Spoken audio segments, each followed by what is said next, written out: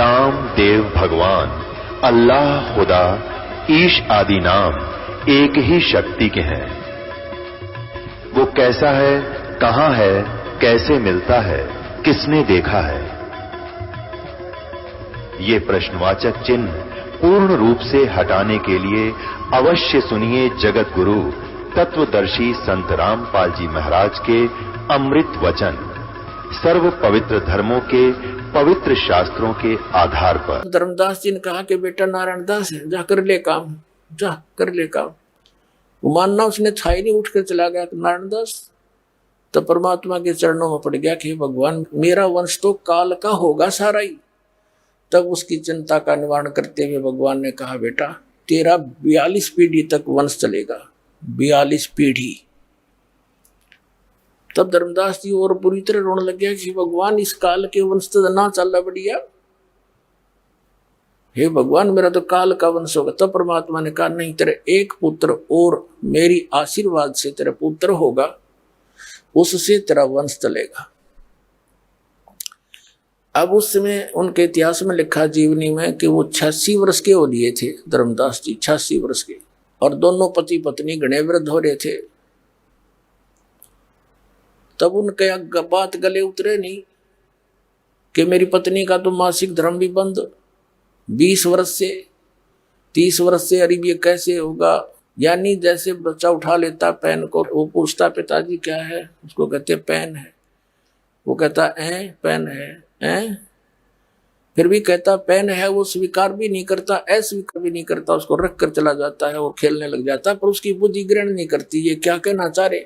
तो ऐसी स्थिति में धर्मदास जी ना करे ना स्वीकार करे। तब परमात्मा ने कहा विश्वास कर बेटा मेरे वचन पर। तब मालिक ने ऐसे हाथ किया, आसमान से एक आत्मा यानी एक बालक आया, उसके आंगन में लेटा दिखाई दिया, उसके आंगन में खेलता हुआ, कि ये आएगा 10वें महीने तेरी पत्नी के गर्भ है। अब धर्मदास जी के साथ तो वो स्थिति थी कि यूं हो लेगी जब वह बात बनेगी। तो परमात्मा ने दया करी, 10वें महीने वो पुत्र उत्पन्न हुआ।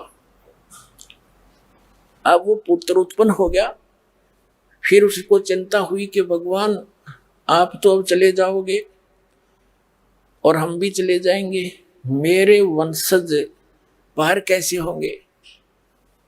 मेरे जो आने वाली पीढ़ियां हैं, 42 पीढ़ी तो आपने दे दी, इनका कल्याण कैसे होगा? तो परमात्मा ने कहा कि इसको आशीर्वाद दूंगा मैं, धर्मदास तेरे पुत्र को थोड़ा सा ही बोलेगा 10, 12, 15 साल का, तो इसको मैं नाम देने का अधिकारी बना दूंगा, और इससे जो उपदेश लेंगे आपके भी परिवारजन वाले या कोई अन्य और भी, तो उनको लाभ मिलेगा। लेकिन अभी इनको मोक्ष नहीं होगा इनका, अभी वास्तविक मंत्र इनको बताना नहीं है, और आप भी इनको नहीं बताना। धर्मदास मेरी लाख दुहाई, ये मूल ज्ञान और ये सार नाम कहीं बाहर ना जाइए। ये सार नाम बाहर जो पढ़ी बिचली पीढ़ी हंस नहीं तरी, और ये मूल ज्ञान बाहर जो पढ़ी बिचली पीढ़ी हंस नहीं तरी, और मूल ज्ञान को तब तक छुपाई जब लगिए द्वादश पंथ ना मिट जाए। अब धर्मदास जी को यह चिंता बनी कि परमात्मा इनको ओरिजिनल मंत्र मिलेगा नहीं, क्योंकि परमेश्वर कबीर जी ने उस समय ये 5 मंत्र दिए थे। उस चूड़ामणि नाम था उस धर्मदास के गॉड गिवन सन का, परमात्मा के द्वारा दिए गए पुत्र का नाम चूड़ामणि रखा था। उसी को आगे चल के मुक्तामणि नाम से वो प्रसिद्ध हुआ। उसको मालिक ने अधिकार दे दिया था नाम देने का, केवल 5 नाम दिए थे। जो आपको हम प्रथम मंत्र देते हैं, इनमें से ये 5 नाम हैं बीच वाले। उस समय ये 7 भी देना अलाउड नहीं किया था दाता ने। तो ये 5 नाम देने से क्या होता है कि यहाँ संसारिक सुविधाएं और मनुष्य जीवन मर्यादा बनाकर दे दी। इस तरह क्रियाएं करो, 5 यज्ञ धर्म यज्ञ भंडारे करने ऐसे ऐसे, और ये मंत्र 5 उसको दे दिए, आगे देने का अधिकारी बना दिया। तो फिर परमात्मा ने कहा कि धर्मदास, जब छठी पीढ़ी आवेगी ना तेरी, ऐसे गद्दी चलेंगी, छठी पीढ़ी वाला जो आएगा वो काल का दूत होगा, वो काल के दूतों के द्वारा भ्रमित कर दिया जाएगा और वो फिर इन 5 नामों को खत्म कर देगा। वो कोई और ही ऊट पटांग मंत्र बनाकर देने लग जाएगा, और मेरा वचन ना खाली जाई, मैंने जो कह दिया ये सच्ची होगी। अब धर्मदास फिर चिंतित हो गया कि भगवान फिर कैसे बात बनेगी। अब तो चलो सब्र किया था कि भी मनुष्य जीवन मिलते रहेंगे, और अब वो आगे चल के उनका तो वो नाम भी खत्म हुआ। तब परमात्मा ने कहा था कि आगे क्या होगा कि मेरी वाणी को जो पढ़ रहे हैं, अब वाणी तो मेरी पढ़ेंगे और इस वाणी के अंदर के ये ज्ञान यज्ञ बनता है, इस ज्ञान यज्ञ से भी इनको मनुष्य शरीर और भंडारे करते हैं, इससे भी इनको मानव शरीर प्राप्ति होती रहेगी, लेकिन मोक्ष नहीं हो पाएगा। तब धर्मदास जी को चिंता बनी कि हे भगवान, आगे फिर इनको वो ओरिजिनल नाम देगा कौन आकर के। जब परमात्मा ने कहा था कि जब बिचली पीढ़ी आवेगी और 5505 वर्ष जब कलयुग बीत जाएगा, उस समय में यानी जो 12वां पंथ है गरीबदास जी का, उस 12वें पंथ में परमात्मा ने कहा संवत 1774 जब बीत जाएगा, 75वां लगेगा, उस समय गरीबदास जी का जन्म होगा और उससे फिर 12वां पंथ चलेगा। वो 12वां पंथ चल चुका होगा और जब कलयुग 5500 वर्ष बीत जाएगा, उस समय मैं उस गरीबदास वाले पंथ में जाऊंगा और 12वें पंथ के द्वारा, जो 12वां पंथ है गरीबदास का, उस गरीबदास जी द्वारा मेरी महिमा की वाणी का पुनरुत्थान होगा। क्योंकि वहां तक काल के दूत कबीर पंथ में घुस गए, कबीर सागर, कबीर वाणी, कबीर बीजक आदि वाणियों का अन्य ही अर्थ बना के उल्टा सुल्टा कुछ फेर बदल भी करके अपने अनुकूल इसमें खराबी पैदा कर देंगे, मिलावट कर लेंगे, कहीं काट देंगे, कहीं जोड़ लेंगे। तो उसकी पूर्ति गरीबदास जी वाले पंथ के प्रवर्तक संत गरीबदास साहिब जी से करवाएंगे। और फिर गरीबदास वाले पंथ में जब 5500 वर्ष वाले समय आएगा पिछली पीढ़ी का, तब मैं जाऊंगा उस गरीबदास वाले पंथ में आगे और सभी पंथों का मिटा करके एक पंथ चलाऊंगा। उस समय धर्मदास, उसके बाद हजारों वर्षों तक ये ज्ञान चलेगा, पूरी पृथ्वी पर मेरा ही नाम, मेरा ही ज्ञान और कबीर भगवान रह जाएगा। और सभी पूरी विश्व की जितनी भी पुण्यात्माएं हैं मनुष्य शरीर धारण करेंगी, क्योंकि उन अच्छी आत्माओं को जन्म दूंगा। फिर मैं जैसे नाम लोगे आप, आपके घर जो संतानें आएंगी वो बहुत पुण्यकर्मी आएंगी, उनको तो बचपन से ही कोई संघर्ष ही नहीं करना होगा, वो तो परमात्मा कबीर कबीर करते जन्म लेंगे। तो उन जो स्टॉक रखा भगवान ने, उन आत्माओं को आपके घर भेजेगा। उनकी तो आपने किसी बात की भी चिंता करने की आवश्यकता नहीं, वो तो स्वयं ही, वो कहते हैं ना born with the golden spoon है, वो तो वो होंगे आपके घर पर। तो जब कहा था कि फिर तेरे वंश चलेगा 42 पीढ़ी तक, और इस मेरे उस चलाए जा रहे उस पंथ, सुकृत पंथ कहा है मालिक ने, यानी यथार्थ कबीर पंथ से जो उपदेश ले लेगा और मर्यादा में रहेगा, धर्मदास तेरी सारी, तेरी पीढ़ी वाले वीर और पूरा विश्व ही पार होगा। तू अपनी पीढ़ी की चिंता कर रहा है, मैंने सारे विश्व के प्राणियों की चिंता। तो उस समय सबको मैं ये ज्ञान ऐसा दूंगा और ये नाम दूंगा। तो परमात्मा ने उनका दिल रोकने के लिए कि मैं आऊंगा ये कह दिया होगा, स्वयं ना है तो दास भेज दिया उसी पंथ में। अब ये कर दिया अज्ञान अंधेरा साफ। तो अब इस ज्ञान के आधार से आप जी ने इस संसार के चोचलों से वापस हटना पड़ेगा। आप अपने आप को एक विद्यार्थी समझें और सच्चाई समझो, या सत्य है कति 100 की 100 सत्य है। आप जो क्रियाएं यहाँ कर रहे हो अपना जीवन नाश करने की कर रहे हो, और जो कुछ भी आपको मिलना होता है वो प्रारब्ध में वैसे भी मिल रहा होता है। और अब आप उस समर्थ की शरण में आगे आपको आवश्यक जो वस्तु होगी आपके भाग्य में ना होगी तो भी देगा। तो सारी सृष्टि का पालक है, संचालक है, ये वो परमात्मा मिल गया। और मनुष्य जीवन केवल परमात्मा पाने के लिए ही है। बाकी यहाँ की सुविधाएं में जो जोड़ जुगाड़ में लग रहा है वो विद्यार्थी ठीक नहीं, वो भगत अच्छा नहीं। इंद्र दा राज कागदा बेस्टा, आराम सरपंच बनने की तैयारी कर रहे तो भगत हैं हम मंत्री मुख्यमंत्री की आशा लगाए बैठे, भक्त नहीं है। ठीक है, जैसे करोगे वैसा फल मिलता रहेगा। मंत्री जाप करोगे, धर्म करोगे, वो फल अवश्य मिलेगा, लेकिन उस मूल वस्तु से वंचित आप रह जाओगे, फिर फायदा क्या उसका? What is use? तो यहाँ क्या बता रहे हैं परमात्मा? होले सुहागण सुरता त्यारे, मालिक गर जाना है होले।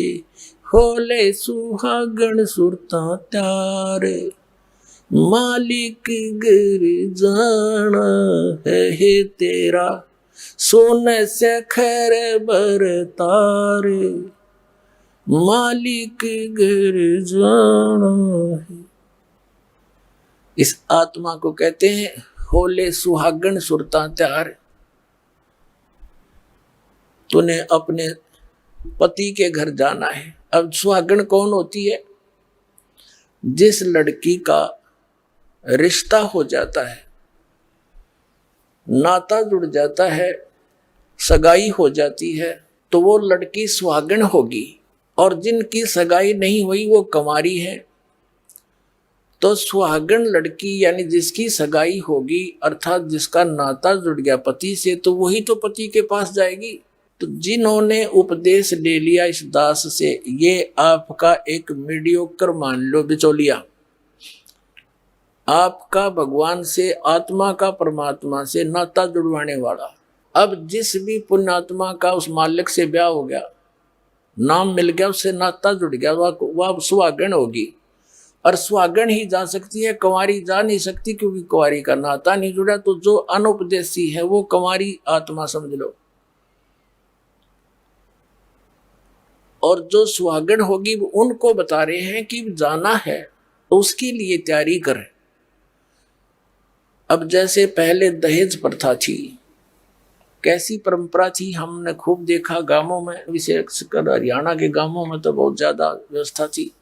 हम क्या देखा करते, हमारी बुआ, हमारी बड़ी बहनें जब उनका विवाह हुआ तो उनके लिए दूसर तैयार करवाया करते।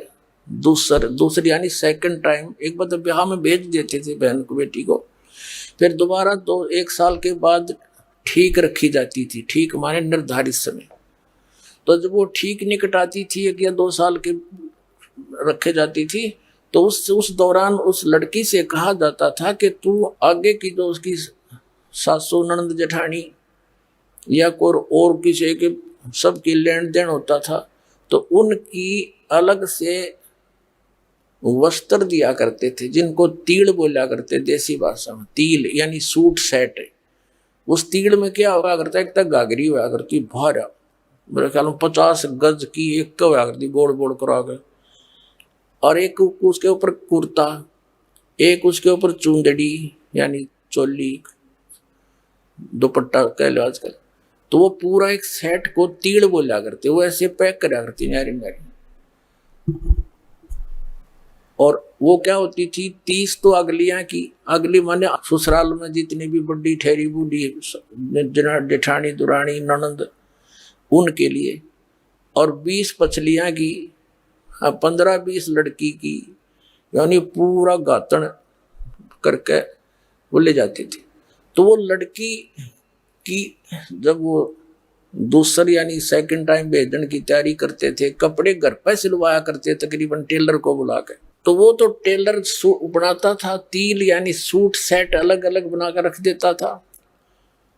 और छोटे छोटे बच्चे, बेटियां होती थी, वो क्या करती थी, उस टेलर के द्वारा काटे गए टुकड़े छोटे छोटे उठा लेती थी जो वेस्ट होते थे,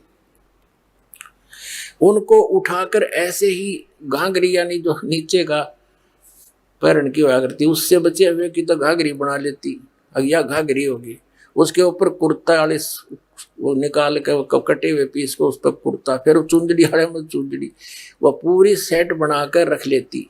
वो छोटे छोटे कट पीसों के, कट पीस भी 2-2 उंगल के, कुछ 3-3 इंच के टेढ़े मेढ़े कटे हुए, और उनको रख के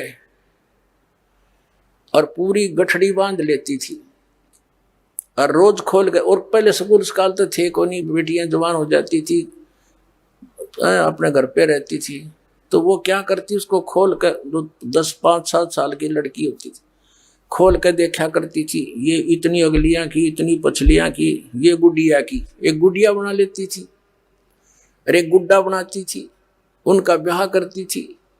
फिर गुडिया की वो सारी तीड़ उसके साथ रख के और गुड्डा के साथ फिर दूसरी अलमारी में दराया करती। वह पहुंच गई वहां पर। अब उसकी लड़की के वो गठड़ी बांध रखी थी, वो तिल बोलती थी उनको, सूट सेट अलग अलग, उनमें से कोई दूसरी बहन या भाई निकाल लेता एक आदि उस चिथड़े ने, उस टुकड़े ने, और वह गिनती अगले दिन एक कम पाती तो रोती। घर के पूछते भी क्यों रो रही है बेटी तू, मेरी तीड़ निकाल ली, किसने निकाली, मेरी तीड़ निकाल ली, बुरी तरह रो पा पीटे। अब वह तीड़ ने त्याड़ एक दो उंगल के कपड़े इकट्ठे करके उन्हें तीड़ मान रही। तो यहाँ परमात्मा हमें याद दिलाना चाहते हैं कि तुम जो संसारिक सुखों को, यहाँ की सुविधाओं को जो उपलब्ध करने में अपना जीवन व्यर्थ कर रहे हो, ये तो वो गुड़िया के साथ खेल रहे हो आप। गुड़िया खेलत उम्र गंवा दी और लाया नहीं विचार, तेरे साथ की कितनी जाली तू क्यों लारी वार, और गुड़िया खेलत तने उम्र गंवा दी, लाया नहीं विचार। तो पुण्यात्माओं, यहाँ का राष्ट्रपति, इस पृथ्वी का, पूरी पृथ्वी का तो राजा, ऐसा जान लो जैसा वो बालक गुड़िया खेल खेल रही थी, इतने चिथड़ों को पीस को टुकड़ों को वो सूट मान रही थी। और ओरिजिनल सूट कैसा होता है, और गुड्डा को गुड़िया का ब्याह कर रही थी।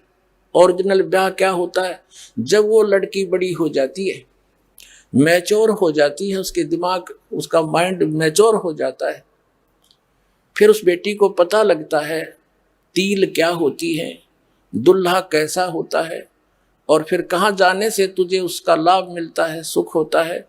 तो फिर वो लड़की, उसका विवाह हो जावे, उसके बाद फिर वो उन टुकड़ों से नहीं खेल सकती। खिला के दिखा दो तो उसने फिर छू भी ले दवा, क्योंकि उसको ज्ञान हो गया और ओरिजिनल दूल्हे का पता लग गया, वो तो डुप्लीकेट से आगे। तो हम जब उस अपने सच्चे मालिक रूपी दूल्हे से जब आत्मा का यो निकाह हो जाएगा, विवाह हो जाएगा, यानी उसके सुख का जब इसने ज्ञान हो जाएगा, फिर इन गेल नहीं खेल सकता, टाइम पास करना होगा फिर तो उसने यहाँ पर जितने दिन का शेष जीवन रह रहे। आशा भगवान में लग जाएगी, हटाने से नहीं हटती यार, इस ज्ञान से आपको इतनी दृढ़ता आ जाएगी। और फिर परमात्मा कहता है यहाँ अगर तने थोड़ी बहुत जो सुख चाहिएगा यहाँ का, तो अभी मैं ही दूंगा। जिसके प्रारब्ध में है, भगवान से दूर है, तो भी वो सुख ले रहा, लिए रहे, फिर अगले जन्म है ना, ईब तो ले लिया, अगले जन्म में गधा बन गया, वो सुख कहाँ गया। और परमात्मा कहते फॉरएवर सुख दूंगा, सदा के लिए सुखी कर दूं। तो हमने उस सुख की आवश्यकता थी, हम इसी में अपना जीवन गुड़िया खेल जन्म गवा दिया, तने लाया नहीं विचार है।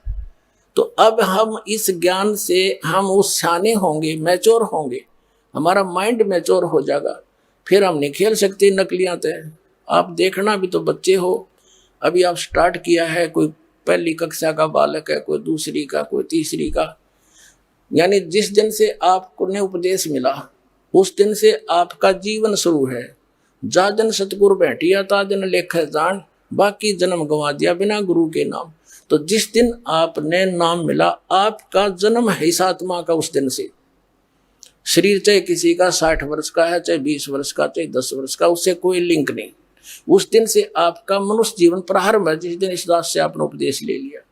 तो आज किसी ने 2 वर्ष हुए हैं, किसी ने 6 महीने हुए हैं, तो वो 6 महीने का बालक है। 2 वर्ष का 2 वर्ष का ही है। कोई 10 वर्ष हो गए तो 10 वर्ष का बालक ही है वो। तो ऐसे जिस दिन से आपको ये, जब आप मैच्योर हो जाएंगे और परमात्मा आपके साथ ऐसे लक्षण करेगा, आप देखते रह जाओगे कि भगवान ऐसा कर रहा है, और फिर हम नालायक उल्टे अपने प्रेतन से बकवादों में पैर दे रहे हैं। आत्मा धिक्कारा करेगी आपने इस मन को, और फिर ये ऐसा चलेगा बिल्कुल सीधा स्ट्रेट चलेगा तो दूर पहुंचे, घर पहुंचेंगे। अब हम सफर में चल रहे हैं, कहीं डुगडुगी बजाने वाला खड़ा है, उद्देश्य छोड़कर वहां बैठ के रात होगी, रात में फिर आगे सफर कैसे करेंगे, यानी इतना समय वेस्ट किया। तो परमात्मा कहते हैं फिर हम अपना सीधा चलेंगे, यहाँ की किसी प्रकार की भी इस तड़क भड़क को हम महत्व नहीं देंगे। तो क्या बताते हैं, सतगुरु मारे बानिया करते बनज व्यवहारी, बिन डांडी बिन पालड़े ये तोल दिया संसारी। कितनी गहरी बात कही है मालिक ने, यानी आप आरती आप साजे, आप किंगर आप बाजे, आप ताल झांझनकारा, आप नचे आप देखना। अब वो परमात्मा स्वयं ही सारे रोल कर रहा था, एक भगत के भी, एक संत के भी, एक सच्चे सतगुरु के भी, और एक नेक नागरिक के। यानी अपना सीमा में रहे, बकवादों में बड़ा नहीं, एक झोपड़ी में टाइम पास करके दिखाया मालिक ने, अनंत कोट ब्रह्मांडों के संचालक ने। तो क्या बताता है कि सतगुरु हमारे बानिया,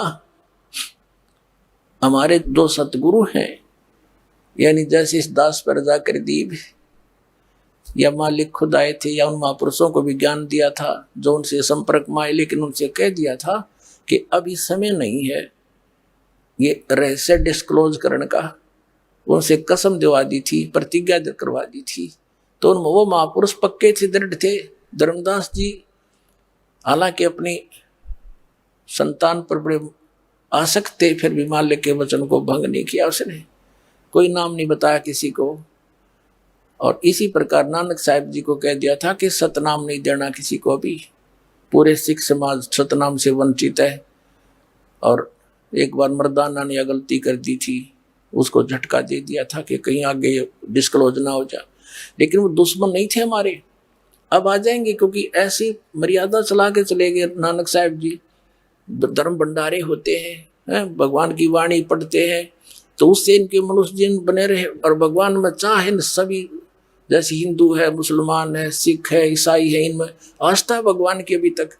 चाहे मर्यादा कुछ भी मालिक ने इनके लिए कुछ भी दे रखा था। ये ग्लूकोज समझ लो, ग्लूकोज लगा रखी थी आपके इस आत्मा के, तो ग्लूकोज रोग नाश नहीं करती, इंजेक्शन न्यारे होते हैं, वो ट्रीटमेंट रोग नाश करने का उससे भिन्न होता है, लेकिन ये सहयोगी भी होती है। तो धर्मदास जी को परमात्मा ने मना किया था। तो क्या बताते हैं कि अब ये परमात्मा ने इस दास पर दया करी है, वो सर्जन बना के भेज दिया और कंप्लीट कोर्स दे दिया दास को। और इस कंप्लीट कोर्स के बिना यू जन्म मरण का रोग और सतलोक प्राप्ति ये संभव नहीं हो सकती। अब क्या बताते हैं, सतगुरु हमारे बानिया, ये जो ज्ञान आज दास आपको दे रहा है, ये दास का नहीं है, ये उस परम पिता का गॉड गिवन है, जो पहले खजाना दर गए थे छुपा के। अब दास को चाबी दे दी उस खजाने की, सार नाम की, तत्व ज्ञान की। अब दास ने खोल कर उसके बच्चों को बांट रहा है। अब भी कोई सोया पड़ा है तो मूर्ख है, अपने कर्म बिगाड़ेगा। उसको जगाने के लिए जगह जगह डंडोरा पीट रहे हैं, जगाने के लिए पुस्तकें बच्चे घर घर देकर आ रहे हैं, टेलीविजनों पर चल रहे हैं। और अब भी कोई सोया पड़ा रहेगा तो उसने घनी पी रखी है भांग इस काल की, तो उतरेगी। अब तो टाइम आ गया है, उतरेगी। टाइम अवश्य लगेगा, क्योंकि बुराई को फैलने में भी थोड़ा समय लगता है, लेकिन सतमार्ग दृढ़ता से चलता है, स्लो एंड स्टडीली चलता है। यह पूरा विश्व में जाएगा, मालिक का वचन है। तो क्या बताते हैं, बिन डांडी बिन पालड़ाई तोल दिया संसार। इन सभी ऋषि, महर्षि, नकली गुरु और मंडलेश्वर आचार्य और शंकराचार्यों के सब क्या तलाशी लेकर दिखा दिया आपको कि इनके पास क्या ज्ञान है और वास्तविक हमारे सदग्रंथ क्या बताते हैं। तो बिना डांडी और बिना पालड़े के सबको तोल के दिखा दिया तो इसके पास क्या माल है, इसके पास क्या माल है। कहते हैं बिन डांडी बिन पालड़े तोल दिया संसार, सबको अलग अलग छान के दर दिया, इनका पैमाना बता दिया, इनका वेट बता दिया, इनके अंदर कितना ज्ञान है इन लोगों का। फिर बताते हैं कहे कबीर सुनो मेरी सजनी, इस आत्मा को कह रहे दाता कि सतलोक में जाओ, वहां लूटो अजब बहार, जिस सुख को तुम यहां खोज रहे हो वो यहां नहीं है, वो सतलोक में है और वहां पर सब सुख है। ये तो उसकी डुप्लीकेट समझ लो, जैसे एक तो सोने के बने हुए हों आभूषण और एक बना रखे हैं डुप्लीकेट लोहे के, ऊपर पीतल का लगा रखा है, तो इतना अंतर समझ लो। और कोई एग्जाम्पल नहीं जो उस मालिक के वहां के और यहाँ के देश के। तो यहाँ जो खिलौने हैं ये मिट्टी के बने हुए हैं, ये शरीर, वहां शरीर ऐसा ही है जैसा यहाँ पर है, एज इट इज, लेकिन वो मटेरियल न्यारा है, वो कभी नाश नहीं होता, उसमें कभी बुढ़ापा नहीं होता, मृत्यु नहीं होती। अपने आत्माओं परमात्मा बतावे, और जिनको परमात्मा सतलोक लेकर गए थे उन वापस छोड़ा, उन्होंने वही ज्ञान दिया। और आज ये उदास बताओ और हमारे सदग्रंथ इतिहास बतावे, और फिर भी विश्वास ना होगा तो फिर कद होगा भाई आपके। अब जैसे कई भक्त जिन्होंने भक्ति करनी नहीं, बकवादों में रहना है, वो क्या कहते हैं, एक आध ही ऐसी दुर्बुद्धि रखता है कि भगवान परमात्मा कबीर जी ने आदरणीय धर्मदास साहिब जी को सतलोक दिखाया था, आदरणीय नानक साहिब जी को, आदरणीय मुल्कदास साहिब जी को, आदरणीय गरीबदास साहिब जी को, आदरणीय गीसा दास साहिब जी को, इन सबको सतलोक दिखाया था। तो हम पर भी दया कर दो, एक बार दिखा दो। तो पुण्यात्मा ऐसा होता है, अब जैसे लड़की का विवाह करने नाता जोड़ते जाते हैं, माता पिता होते हैं, चाचे ताऊ या कोई मामा फूफा सास जाते हैं, आके फिर उस लड़की के सामने ही घर पे चर्चा चलती है, ऐसा लड़का है, ऐसा घर है, उनका ऐसा रहन सहन है। तो वो एक बतावे, दो बतावे, चार बतावे, पांच गए थे पांचों बतावे। तो उस लड़की को पहले तो पिता के मुख से वचन सुनते ही संतुष्टि हो जाती है, जो पिताजी बता रहे फाइनल है। फिर उसके समर्थन में सभी एक जैसी बातें करते हैं, तो उसको उसका कंसेप्ट क्लियर हो जाता है, जो बताया जा रहा है ऐसा ही मिलेगा और ऐसा ही होता है। अब जैसे दास बता रहा, भगवान खुद आकर बता के कि वहां ऐसा है, तो इसमें ये कहना मैंने दिखा लाओ, तो ये एक अनाड़ी लड़की ऐसी बात करती है। अब जैसे फिर थोड़ा ध्यान से सुनना इन बातों को। परमेश्वर कबीर साहिब जी आदरणीय गरीबदास साहिब जी को और आदरणीय मुल्कदास साहिब जी को, आदरणीय धर्मदास साहिब जी, आदरणीय नानक साहिब जी को सचखंड लेकर गए, और वहां जाकर के उन्होंने ये कह दिया था, भगवान हमें यहीं रख लो, अब वापस ना भेजो। तब परमात्मा ने कहा था वापस जाना पड़ेगा, तुम यहां से जब गए थे भक्ति से परिपूर्ण थे, अब तुम कंगाल हो लिए वहां भीख मांगते फिरते हो, एक रोटी के लिए सारा दिन धंधा करते हो, और यहाँ से तुम इतनी भक्ति लेकर गए थे कि इसने ऊपर के स्वर्ग बनाए, पहले उन स्वर्गों में रखा, तुम्हारे कोई होटल बना रखे इन्हें स्वर्ग, वहां चार्ज लेता तुम्हारी कमाई से, भक्ति करते हो मेरी, शक्ति देता हूं मैं और खर्च करवाता ये तुम्हारा होटल वाला काल निरंजन ब्रह्मा विष्णु महेश, इनके रेस्टोरेंटों में स्वर्गों में जाकर अपने नाश करते रहते हो तुम। तो वापस जाओ, मैं ऐसा मंत्र दूंगा तुम्हें, ये सतनाम, इसका सेवन करके तुम उतने ही चार्ज हो जाओगे जितने यहाँ से गए थे, और इस भक्ति की शक्ति से तुम वापस आओगे। न तो तुम्हारे पहले थे ना, तुम ऐसे राखण जोगे होते थे। तो उन महापुरुषों को अपना गवाह भी बनाना था मालिक ने, कि आज मेरे बच्चे मुझे पहचान लेंगे। एक तो गवाह आंखों देखा तो समझिए, और फिर वेद मेरा भेद है, मैं ना वेदन के माही, और जोन वेद से मैं वेद जानते नहीं। चारों वेद बताओ, परमात्मा ऐसी लीला करता है, वो ऐसा करता है, वहां सतलोक है, वहां पर वहां रहता है, तेजो में स्थान है।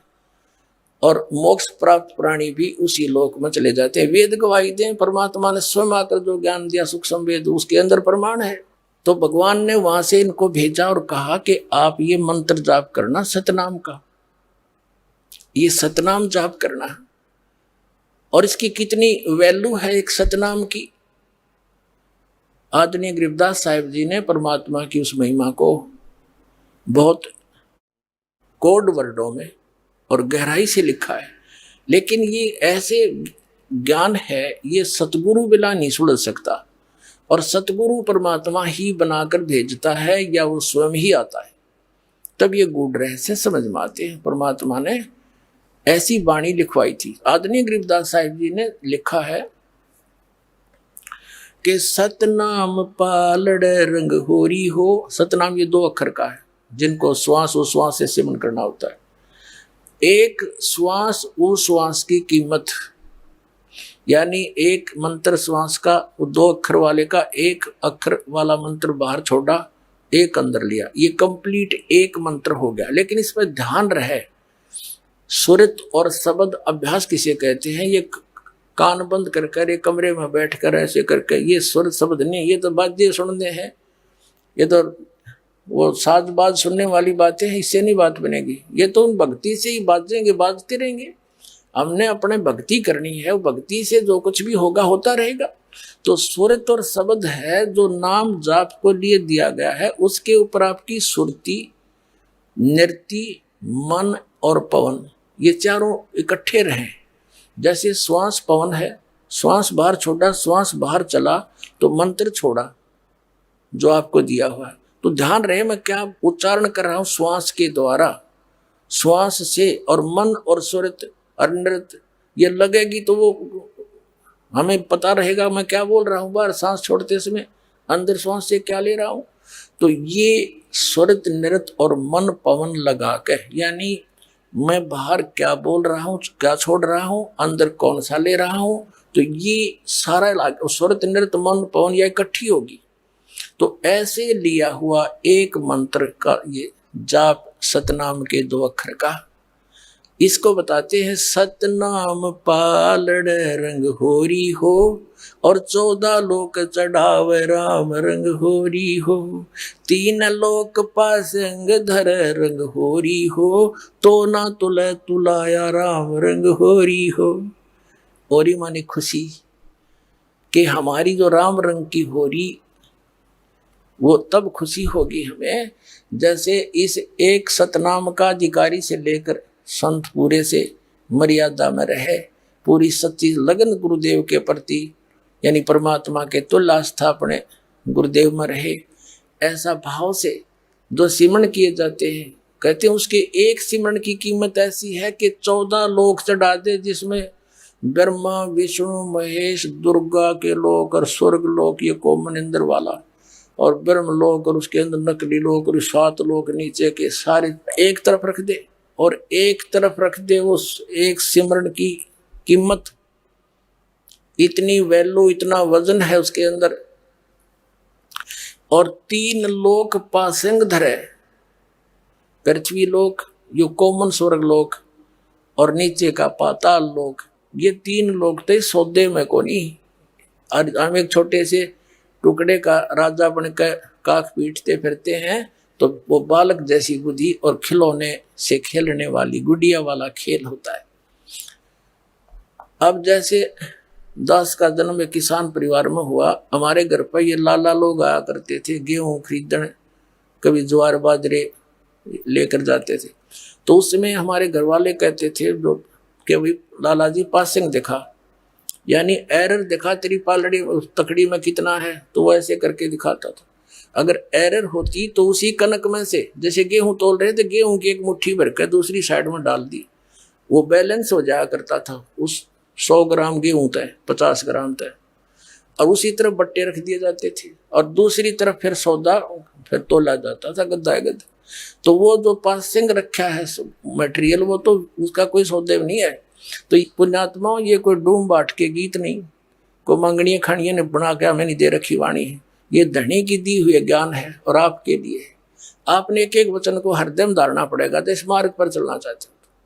तो क्या बताते हैं, सतनाम यानी अधिकारी से लेकर और भी जैसे इस दास से प्राप्त करके इस नाम को तीनों को भी प्राप्त करके चले गए यहाँ से, तो कर्महीन थे। अब वो अपने आप नाम देने लग जाए तो अधिकारी नहीं, वो डुप्लीकेट पासपोर्ट बना रहे हैं आपका। बनाने वाला भी दोषी और बनवाने वाला भी दोषी, जीवन नष्ट हो जाएगा। और फिर इसका पता चलेगा जब वहां पर चेकिंग होगी मृत्यु के बाद, फिर तो बहुत देर हो चुकी होगी। तो ये दास हर पहलू पर सतर्क करना चाहता है, कहीं परमात्मा के बच्चे फिर मार ना खा जाए जो युगों से खाते आ रहे हो। तो परमात्मा ने बताया है कि सतनाम पालड़ रंग होरी हो, एक तरफ सतनाम का एक सिमरण और 14 लोक चढ़ाव राम रंग होरी हो, 3 लोक पासंग धर रंग होरी हो, और तो ना तुला तुलाया राम रंग होरी हो। अभी सतनाम का आप कितना जाप करते हो, और एक श्वास की कीमत इतनी। तो परमात्मा ने इसलिए ये एक ऐसी विधि दे दी जो अभी तक छुपा रखी थी। मालिक को मालूम है कि अभी बहुत ज्यादा काल ने हमारे ऊपर ऐसी परंपराएं थोप रखी है, पता नहीं किस प्रकार की व्यवस्था बना रखी है। तो इस समय मेरे बच्चे इतना भजन नहीं कर पाएंगे और थोड़े में इनको ज्यादा लाभ हो जाएगा, ऐसी विधि अब बता रखी आपको। तो आप सारे दिन में श्वास का सिमरण, वैसे तो जितना श्वास उस श्वास में बताया है, टाइम मिलते डटे नहीं, तो 1 घंटे में 1000 जाप हो जाते हैं। 900 जाप होते हैं 1 घंटे में, श्वास उस श्वास के करे तो सारा दिन में अगर इतने भी तुम कर लोगे, ये कोई भी नहीं एक हठ योग करके कितने बैठ के करना है।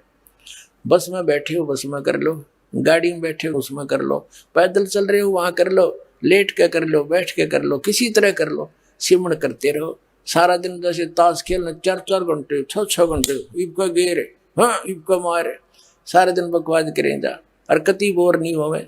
अब भगवान की भक्ति में यू मन बकवाद करने लग जा तो यू इतना भी कर लोगे 1 घंटे का नहीं 1000 सिमरण भी डेली कर लोगे, थोड़ा बेड़ा पार हो जाएगा। सच कर मान लियो पर रहियो मर्यादा में।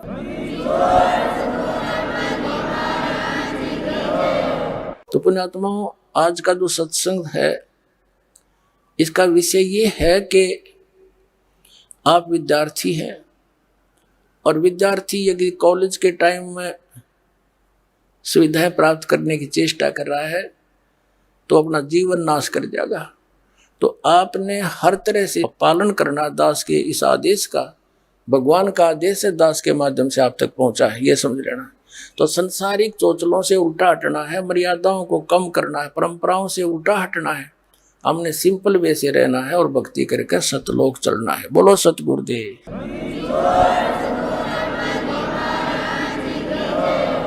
परमपिता परमात्मा पूर्ण ब्रह्म, सारी सृष्टि के रचनहार, सभी जीवों के जनक, सभी ब्रह्मांडों के उत्पत्ति करता, ये कबीर परमात्मा है, कबीर साहब है। जिन महापुरुषों को परमात्मा की प्राप्ति हुई उन महापुरुषों ने परमात्मा की महिमा आंखों देखी बताई।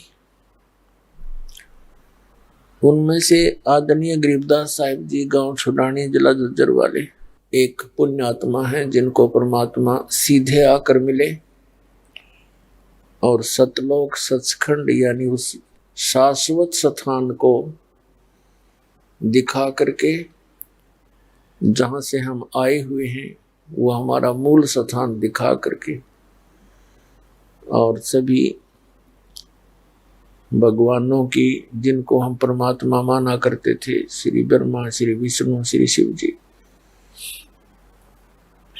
और ब्रह्म और परब्रह्म, इन सभी की सतिथि से परिचित करा के उस प्यारी आत्मा को वापस शरीर में छोड़ दिया था। अब आंखों देखा हाल उन महापुरुषों ने कैसे बताया है। ग्रीव अनंत कोट ब्रह्मांड का एक रति नहीं भारे, सतगुरु पुरुष कबीर हैं ये कुल के सिरजनहार। अनंत कोटि ब्रह्मांड का उस मालिक के ऊपर कोई एक रति नहीं भार, और सतगुरु पुरुष कबीर हैं ये कुल के सिरजनहार। उस परमात्मा ने अपनी वचन शक्ति से सभी ब्रह्मांडों की रचना की, 5 तत्व 3 गुण बनाए, और सब व्यवस्था उस मालिक ने, कबीर परमात्मा ने की। जिस प्रकार एक इंजीनियर जहाज बना करके उसके अंदर आराम से बैठ जाता, जहाज चल रहा होता है, जैसे आसमान में रॉकेट छोड़े जाते हैं, उनको स्वचालित करके भेज दिया जाता है, वो अपने आप चलते रहते हैं, कई कई वर्षों तक वो सफर करते रहते हैं, और वैज्ञानिक उसके अंदर बैठे हुए होते हैं। ऐसे इस परमपिता परमात्मा कबीर जी ने असंख्य ब्रह्मांडों को रचकर ये समर्थ शक्ति इनके अंदर विराजमान है, जहां चाहे वो चले जाते हैं। जैसे जहाज को किसी भी कोने में आगे पीछे, फर्स्ट सीट पे, लास्ट सीट पे, बीच में कहीं बैठो, वैज्ञानिक उसकी मौज है। इसी प्रकार उस परमात्मा के विषय में गरीबदास साहिब जी ने कहा है कि अनंत कोटि ब्रह्मांड का एक रति नहीं भार, और सतगुरु पुरुष कबीर हैं ये कुल के सिरजनहार। उस परम पिता ने, जिसने हम सब की उत्पत्ति की, सब ब्रह्मांडों की रचना की, उसी ने आकर हमें ये ज्ञान कराया है कि आप सभी आत्माएं यहाँ के स्थायी निवासी नहीं हो, आपका यहाँ पर ठिकाना नहीं है, और आप सभी को यहाँ एक भूल भुलैया में डाल करके विवश करके रखा हुआ है। आप जिस लोक में रह रहे हो, जिनको तुम अपने मालिक मानते हो, ये दयालु नहीं है। ये दयालु होते हुए भी दया नहीं कर सकते आपके ऊपर। जैसे ब्रह्मा विष्णु महेश ये अच्छी आत्माएं हैं, तीनों पुण्य आत्मा हैं, श्रेष्ठ आत्माएं हैं, तो इनको काल ने अपने व्यवस्था बनाए रखने के लिए चुन रखा है, और इनको भी धोखे में रखता है, इनके रूबरू नहीं होता कभी, और इनको ऐसा झटका देता रहता है, ये भी डरते रहते हैं, भयभीत होकर के सब कार्य करते रहते हैं। तो ये कुछ भी परिवर्तन नहीं कर सकते। ब्रह्मा विष्णु महेश आपकी किस्मत भाग्य में, प्रारब्ध के अंदर कुछ भी परिवर्तन नहीं कर सकते। जैसा आपका कर्म है वो एज इट इज दे सकते हैं। आपके ऊपर कोई आपत्ति आनी है तो आएगी ही आएगी। तो इसलिए ये दयालु होते हुए भी दया नहीं कर सकते। और जो इनका पिता है ये काल भगवान, इसका नाम ही काल है। काल में दया नाम की चीज नहीं होती। कसाई जो होता है, तो कसाई जो बकरे पालता है वो उनके प्रति दया नहीं रखता, स्वार्थ रखता है। और वही दशा आप और हम की यहाँ पर है। पुण्यात्माओं, क्योंकि हम तत्व ज्ञान से घने अपरिचित हैं, आसपास भी नहीं हम भक्ति और भगवान के, इसलिए हमने जो ज्ञान सुना है वो सब अज्ञान सुन रखा है। और इस काल के व्यवस्था में कितना चतुर बन ले इंसान, चाहे कितना वैज्ञानिक बन ले, कल मृत्यु हो जाओ, विज्ञान के काम आई, उसका गधा बन कांड रहेगा वो वैज्ञानिक। फिर कहने का भाव ये है कि इस माइंड का हम प्रयोग परमात्मा के मार्ग में लगावें। जहां हम अन्य डले ढो रहे हैं उसको त्याग कर केवल एक सिंपल वे से साधारण तरीके से रहे, राग द्वेष खत्म करें। इस बात को याद रख के कि हम सभी वैसे ही दुखी हैं। यहाँ पर काल की व्यवस्था में हम दुखी हैं। इस काल के लोक में सुख नाम की चीज नहीं। और फिर हम एक दूसरे को सताते हैं, दुखी करते हैं अपने निजी स्वार्थ के लिए। तो ये बालकों जैसी बुद्धि हमारी है, हम समझदार नहीं हैं। और ये समझदार बनाने के लिए आपको ये सत्संग सुनाया जाता है जो भगवान ने आपको बताना चाहा था 600 वर्ष पहले, और वो हम ग्रहण नहीं कर पाए क्योंकि हम सभी अशिक्षित थे। और जिनको हम गुरु माना करते थे, ऋषि में ऋषि और ये काजी मुल्ला पीर, ये सदग्रंथों से अपरिचित थे, इसलिए परमेश्वर का विरोध करा दिया था कि कबीर झूठा है, अशिक्षित है, ये क्या जाने वेदों कुरानों पुराणों के बारे में। तो उस समय तो हम इस बात से संतुष्ट हो गए थे उन नकली झूठे गुरुओं की कि कबीर साहब जो हैं ये अशिक्षित हैं, और सभी सदग्रंथ जैसे पवित्र चारों वेद, पवित्र श्रीमद् भगवद गीता, पवित्र पुराण आदि, ये सभी संस्कृत भाषा में लिपिबद्ध थे। और संस्कृत भाषा ऐसी जटिल मानी जाती थी क्योंकि जनसाधारण इसको समझ नहीं सके था, केवल एक ब्राह्मण वर्ग ही इसको पढ़ने का अधिकारी था। ऐसे ही अन्य भाषा जैसे अरबी है तो मुसलमान ही पढ़ सकते थे और दूसरों को अलाउड नहीं थी, तो काजी लोग ही पढ़ा करते थे। उसमें परमात्मा हमें याद दिलाया करते थे कि जो ज्ञान तुम ग्रहण कर रहे हो ये काल का है, ये सच्चा ज्ञान नहीं है, झूठा ज्ञान है। अब हम जो यहाँ रह रहे हैं इस काल के लोक में, और परमात्मा ने जो हमें ज्ञान दिया है कि तुम ऐसे मालिक को पूज रहे हो जो तुम्हें खाता है, इसको तुम एक अच्छा भगवान मानते हो। जैसे हम क्या देखते हैं, कितने बढ़िया बाग बगीचे, काजू किस्मत सेब संतरे, मेवा और फल, झरने बहते हैं, दरिया चल रही है, वर्षा हो जाती है, बादल छाते हैं, शीतल हवा चलती है, और पृथ्वी के अंदर जल है, मीठा भी जल है, गर्मियों में ठंडा मिलता है, सर्दियों में गर्म निकलता है। इन सभी यहाँ की सुविधाओं को देखकर ऐसे लगता है हमें कि परमात्मा कितना दयालु है, इसने कितना ध्यान है, सब सुविधाएं उपलब्ध करा रखी हैं, लंबे चौड़ा क्षेत्र पृथ्वी है।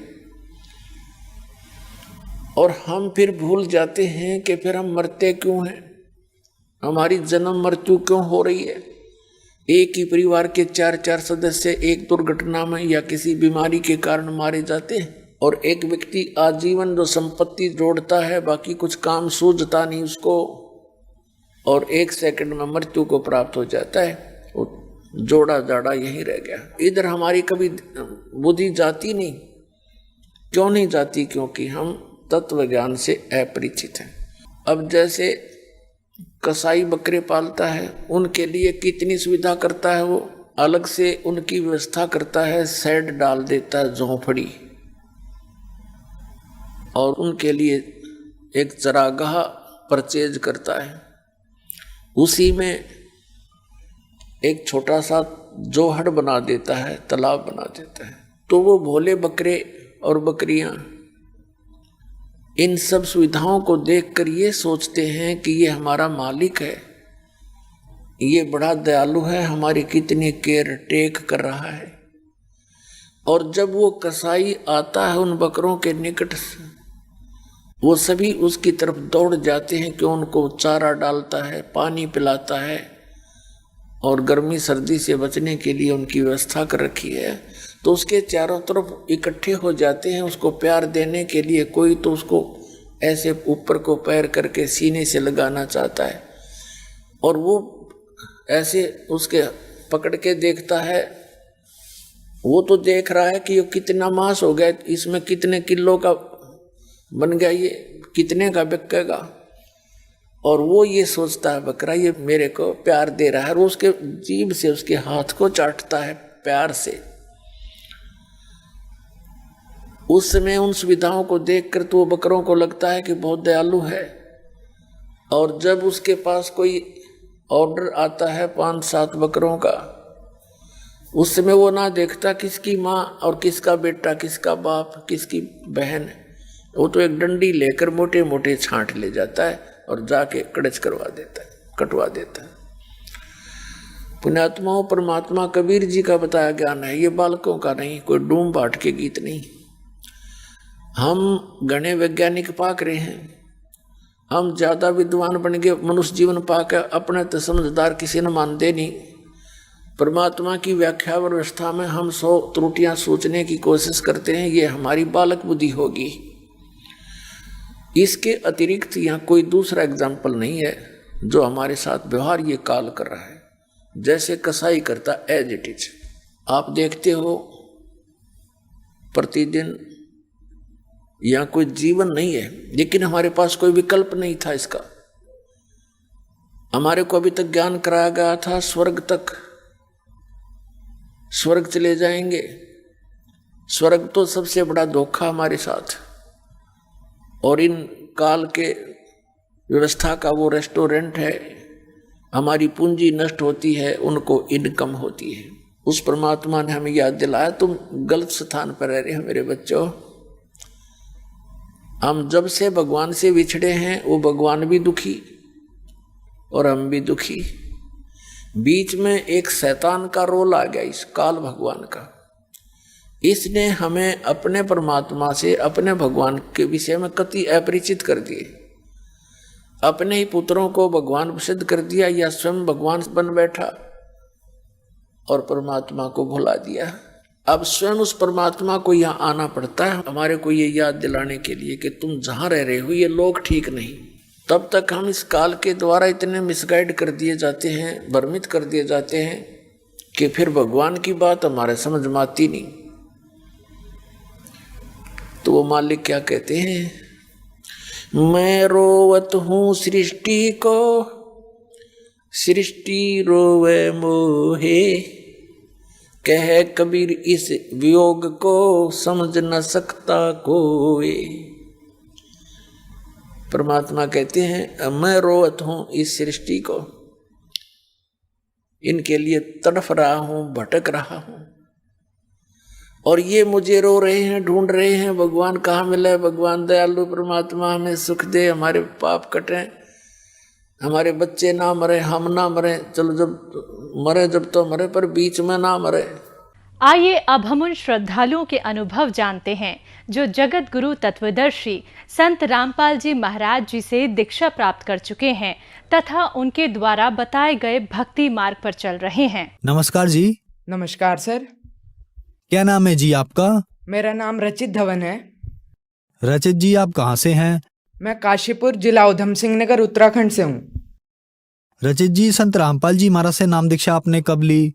मैंने संत रामपाल जी महाराज जी से नाम दीक्षा सन 2014 में ली। रचित जी, संत रामपाल जी महाराज से नाम दीक्षा लेने से पहले आप क्या भक्ति साधनाएं करते थे? संत रामपाल जी महाराज जी से नाम दीक्षा लेने से पहले जो हमारा परिवार था पूरा, वो जलंधर में एक कबीर पंथ है उनसे जुड़े हुए थे, और साथ ही साथ यहाँ कामा में एक, मथुरा में एक संत हैं चैतन्यपुरी जी महाराज, उनकी भी भक्ति साधना हम पूरा परिवार पहले से करते थे। रचित जी, आपने बताया कि आप कबीर पंथी पंथ जालंधर से जुड़े हुए थे, तो फिर संत रामपाल जी महाराज की शरण में आने का क्या कारण बना?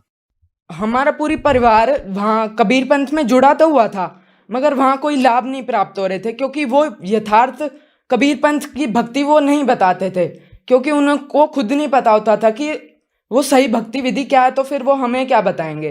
क्योंकि जहाँ वो हमारा पूरी परिवार वहाँ जुड़ा हुआ था, मगर फिर भी कोई लाभ नहीं हो रहे थे।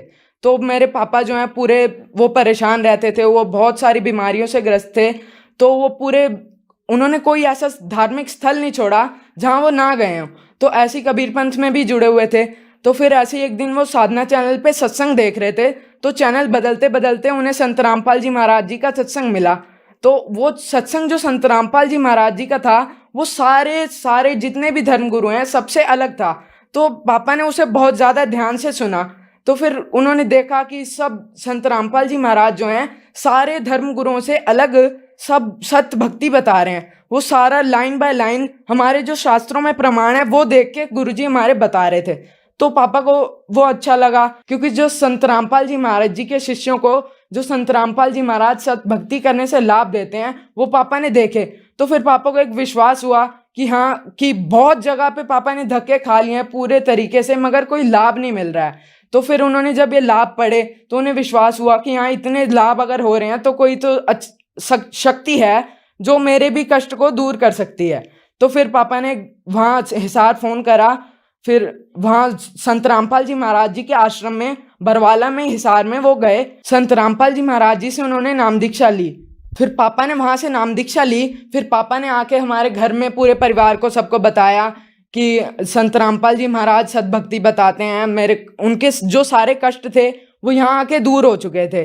तो हमें भी ऐसा लगता था कि अब जो पहले पापा बहुत ज़्यादा परेशान थे अब वो सही हो चुके हैं। तो फिर पापा बताते थे कि संत रामपाल जी महाराज जी ऐसे पूर्ण संत हैं जिनकी शरण में आने के बाद हमें इतने सारे लाभ हुए हैं। तो फिर पापा ने ज्ञान समझाया। फिर धीरे धीरे उसके कुछ समय बाद, 1 साल बाद, हमारे पूरे परिवार ने संत रामपाल जी महाराज जी से नाम दीक्षा ली। रचित जी, संत रामपाल जी महाराज से नाम दीक्षा लेने के बाद क्या आपको कोई लाभ भी प्राप्त हुए? हाँ जी सर, मेरे पापा को और हमारे पूरे परिवार में बहुत सारी परेशानियाँ थी। एक तो सबसे बड़ी परेशानी, हमारे घर में आर्थिक स्थिति बहुत ज़्यादा खराब थी। तो घर में खाने के लिए भी मतलब बहुत कमी हो जाती थी पैसों के लिए, तो बहुत ज़्यादा आर्थिक स्थिति खराब थी। संत रामपाल जी महाराज जी के शरण में आने के बाद हमारे घर की पूरी परिवार की आर्थिक स्थिति अब बिल्कुल ठीक है। और पापा को जैसे अल्सर की बीमारी थी और माइग्रेन था और बहुत ज़्यादा परेशान रहते थे, उनकी किडनी में स्टोन थी। और मेरे जो छोटा भाई है उसके हार्ट में प्रॉब्लम थी और उसे बहुत निमोनिया रहता था। तो वो संत रामपाल जी महाराज जी के शरण में आने के बाद आज उसका मेरा भाई बिल्कुल ठीक है, उसके हार्ट में अब कोई भी परेशानी नहीं है। जहाँ तक कि डॉक्टरों ने कह दिया था इसका ऑपरेशन भी हो सकता है या फिर उसके बाद भी कोई चांसेस नहीं है कि ठीक होगा या नहीं होगा। तो संत रामपाल जी महाराज जी से नाम दीक्षा लेने के बाद मेरा भाई भी बिल्कुल ठीक है। और जो पापा को इतनी सारी परेशानियां थी, वो स्ट्रेस में रहते थे, संत रामपाल जी महाराज जी से नाम दीक्षा लेने के बाद आज वो बिल्कुल स्वस्थ हैं। हमारा पूरी परिवार संत रामपाल जी से नाम दीक्षा लेने के बाद बिल्कुल सही है। जो मेरी मम्मा थी उनके हाथ पैर सुन्न हो जाते थे, उन्हें बहुत पुराने समय से ये बीमारी थी। तो संत रामपाल जी महाराज जी के शरण में आने के बाद उनकी ये बीमारी भी ठीक हो गई। और मेरी मम्मी को अस्थमा की भी बीमारी थी, तो संत रामपाल जी महाराज जी के शरण में आने के बाद उनकी जो अस्थमा की बीमारी है वो बिल्कुल ठीक हो गई है। रजित जी, संत रामपाल जी महाराज से नाम दीक्षा लेने के बाद आपको बहुत सारे लाभ मिले, तो जो दर्शक आज आपको टीवी पर देख रहे हैं उनके लिए आप क्या कहना चाहेंगे? मैं उनसे यही कहना चाहूँगा, जो आजकल के युवा पीढ़ी है, आजकल का जो यूथ है, सबसे आज की डेट में जो सबसे बड़ी समस्या ये हो चुकी है, जो हमारा यूथ है वो सोशल मीडिया पे इतना ज़्यादा एक्टिव रहता है, आध्यात्मिकता की और बिल्कुल भी वो भूल चुके हैं कि हमारे आध्यात्मिकता भी कुछ चीज़ होती है। तो मैं उनसे भी यही प्रार्थना करना चाहूँगा कि आप भी संत रामपाल जी महाराज जी के द्वारा लिखित जो भी पुस्तकें हैं वो हमारी वेबसाइट जो है जहाँ सत्संग आता है उसके नीचे पट्टी चलती रहती है, उस वेबसाइट से जाके पुस्तक फ्री में डाउनलोड करके उन्हें पढ़ सकते हैं और सत्संग सुन सकते हैं संत रामपाल जी का। उसके बाद सब कुछ सोच समझ के आप संत रामपाल जी महाराज जी की शरण में आ सकते हैं। आज एजुकेटेड समाज है, कोई अंधगढ़ंत बातें तो हैं ऐसी है नहीं अंधश्रद्धा के तहत जो आप जुड़ेंगे। संत रामपाल जी महाराज लाइन बाय लाइन प्रूफ करके समझाते हैं कि यहाँ ऐसा लिखा है, यहाँ ऐसा लिखा है। तो आप पूरी अच्छे तरीके से सोच समझ के निर्णय लें कि हमें कौन से गुरु की शरण में जाना है और कैसे हमें पूर्ण मोक्ष प्राप्त होगा। रचित जी, संत रामपाल जी महाराज से नाम दीक्षा कैसे ली जा सकती है? संत रामपाल जी महाराज जी से नाम दीक्षा लेने के लिए विभिन्न चैनलों पर सत्संग आता है, उसके नीचे पट्टी चलती रहती है, उस पर नंबर लिखे होते हैं, उन नंबरों पे आप फोन करके और संत रामपाल जी महाराज जी से नाम दीक्षा ले सकते हैं। धन्यवाद जी, बहुत बहुत धन्यवाद।